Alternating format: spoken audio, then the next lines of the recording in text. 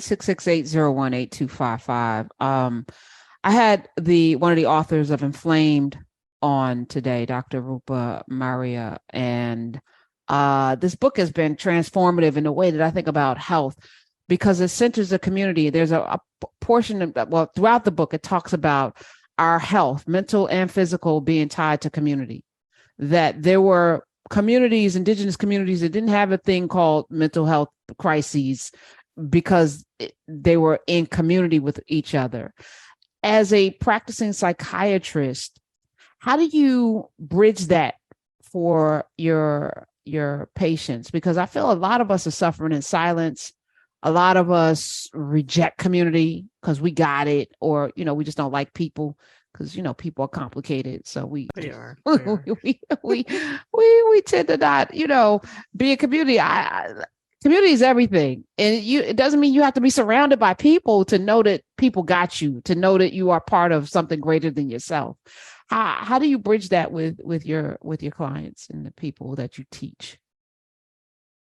So for my patients, I'm always asking, who do you talk to, or who do you feel safe with? As a lot of times as a psychiatrist, they don't want to talk to you. They're like, I got this. I don't want to talk to you. I don't need you. I don't trust you. I don't want to engage in this talk with you. Like, I got this. So I will always say, well, who can we talk to? Who, do you talk to your mother? No. Do you talk to your siblings? No. And then I just try to go through and then sometimes people don't tell you directly. So I have to say, well, what were you doing before you came in? Who were you talking to? Like, can I call your friend Bobby? Okay. You like Bobby? Can we call Bobby? Can we get Bobby to come in here? He used it. Do you like Bobby? Whoever it is, let's reach out to them and try to encourage them, because I am a psychiatrist who does not believe that everyone has to come into the hospital. And I really lean on the community. I lean on their community support workers. I lean on social workers a lot. I got 8 people in the emergency room on Monday, and my answer was, who can come in, who can talk to them? Is there a partner? Who is it that we can work with? Because while we appreciate the support of the community, we also have to educate the family members, right? Because we have them who come in and say like, oh, they don't need this, they don't need to talk about this, especially from sometimes our Black community, across our African diaspora. Like, we don't need this. We'll just go to church. We'll just do this. And I try to encourage them, like, this is what's going to happen. This is what we are expecting. This is what we've seen. I might look young, but don't be fooled. I grew to this. So this is what we expect to see. This is what might happen. This is what might occur. So I want you all to be on board that if there's an issue when you take this person home, you feel like they don't need to come into the hospital, bring them on back. Because when you start to see something like this, we need to all be aware of it. So it's important to do that health education as well. 866-801-8255. If you are listening and you have a family member that is struggling with mental health, Dr. Danielle Hairston is here. I was in community with Dr. Daniel Black, who teaches at Clark Atlanta. He's a world-renowned author. And he said something that some people didn't agree with. They were struggling with it because, he said most of the issues that we deal with in adulthood are directly related to the expectations we have on these people we call parents. And we've talked about this before with you, but he said, because you were thought of before you got here, the parents that you chose to come through, you came through to learn something about your journey here. And so, and parents have to give themselves a break, because it's not your responsibility to be God. Like we deify our parents. So if they make mistakes, then that's it, as opposed to like they're humans as well, going through a human experience, and you'll be okay. Like whatever trauma, even all of the worst things you could think of, all of that has a purpose, and you have to find. Some people were like, no, it's their fault. And they got to own it and apologize. And matter of fact, I played a clip of a woman. Maybe we should, Smith, if you could find that clip that we played on Monday, I want to play it for Dr. Danny, because that I think will center everything that I want you to respond to. 866-801-8255. And Smith, let me know when that clip is ready. But on the surface of what I just described, what percentage of people that come to see you blame their parents for the condition that they're in? Oh man, what percentage? I'm not sure what percentage blame, but I can say the majority of them, there's some type of connection to their parents. And I think I've told you before, when I was initially in training an intern, I was like, I don't believe all of this. Like, you're 50, you're still talking about, oh, this is what happened when I was a child. Like, I was on, earlier in my career, I was like, okay, you're 52, go ahead. Like, why are you still talking about your parents? But it's not just about what happened there. It's how you learn to cope.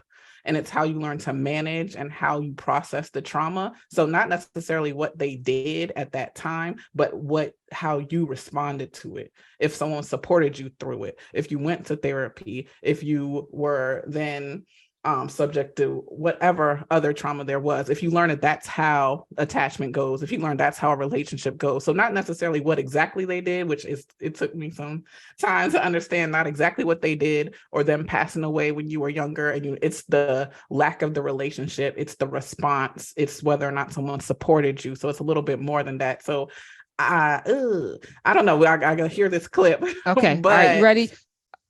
All right, you ready? Oh, go ahead. Finish. Is he ready with the clip? Yeah, he's ready. Are you okay, ready? I'm ready for the clip. Yeah, I'm ready for the clip. All right. And this is the person that is talking. Her name is Diva Moore. I think she is like a coach and a psychologist. I think she's in that space. All right, play it. Recently, I was out to lunch with an old friend of mine who has been watching my TikToks and seeing my Facebook. And she said, Diva, you are such a great parent, and it must be so great to have this great relationship with all your children. Lots of greats in there. Story time. That's not true, baby. And let me tell you what I told her. Yes, I have this great relationship with two of my sons. My youngest daughter, my sunshine, is always around. That's who I'm usually talking about in these videos. But I have an oldest son who has chosen to go no contact with me and most of the family. Here's where I differ from a lot of people. I honor his space. I don't try to make up some type of story about how I did the best I could, even though I did. How, he should have been grateful for the life that I worked hard to give him. But see, I'm a recovering alcoholic. And I wasn't recovering when he was in his early teens. I'm not going to feed my ego by saying, I'm your mother. I did the best I could. I was dealing with a lot. Whether or not that's true, I honor his truth. I really do. I love my son. I miss him. However, I won't be changing my number anytime soon, and the code to the front door that he has will never change. He can always get into any home that I live in. But I'm not going to sit here in front of my other kids or in front of you guys and say, oh, he's gone no contact. I don't understand. I understand completely. And I'm quite happy that I raised a grown-ass man who can stand up for his feelings. Yes. Okay. That part. Dr. Danny. Yes. So I hope that, I don't know, Miss Diva, but I hope that she also acknowledged this for her son, not just, on her TikTok or her video or whatever it was, because a huge part of, I'm big on intergenerational trauma is the acknowledgement. Like acknowledging that this is something that happened. So don't just acknowledge it. Hopefully she has told him that. And if he chooses not to engage, that's okay, because we don't know anything about what it's like. Well, some of us do know what it's like to have a parent who has a substance use, whether that substance is alcohol or another substance use disorder. So we can't say what it was like for him. So if he chooses to separate himself from that, that's what he needs. And I'm happy that she's saying she's honoring his space and leaving the door open. But I hope that she's also, and I hope that we all acknowledge what is happening. And that's the first step in ending generational trauma, is not acting like this is something that we don't talk about. I don't know if you remember or the audience remembers, like the first time you realized, oh, my parent is not a superhero. Like I remember when I realized, like, really, bro? Like, that's what I was thinking about my dad. Like, that's what you're doing. That's what we do like, it.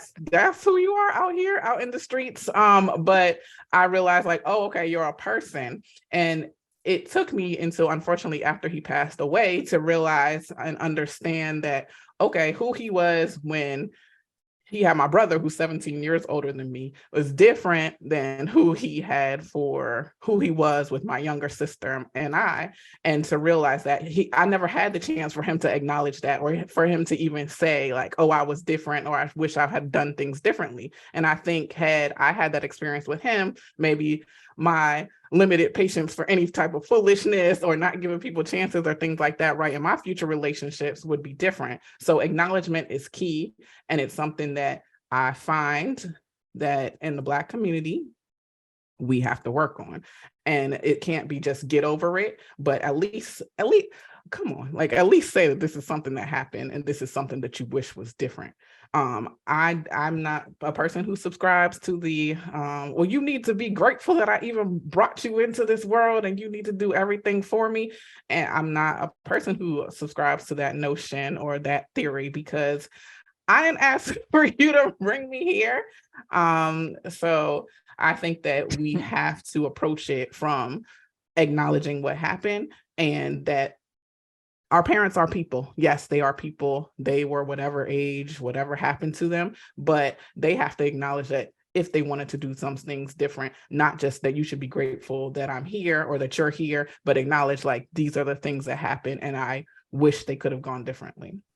What if you have a parent that refuses to acknowledge any wrongdoing on their part or any harm done, and gaslights you? 866-801-8255. I feel her son, because it seems as if whatever he experienced during his childhood made him not want to be in a relationship with her. And that's something that I, appreciate that she respects, but she's not changing the lock. She's not punishing him for taking an active role in his own peace. For some of us, the separation is peace. And you find the comfort in community other places. You don't have to be, like you said, you didn't ask to come through the family that you came. Some would argue that you did, that you made a choice in the spirit realm to come in through that. But, in reality, you don't remember that. So it's like, yeah, you didn't ask to be born. Yes, I do not recall being gaining permission to come through this family. And I often say, I had a cousin to tell me, well, blood is thicker than water. You don't call, I'm like, that's just not how that works. Just because we are related doesn't mean I need to talk to you. I'm sorry, ma'am. No, we're not friends. I'm sorry. No, just because we're related does not mean I suspend all reality in terms of what this relationship is. No, that's not happening.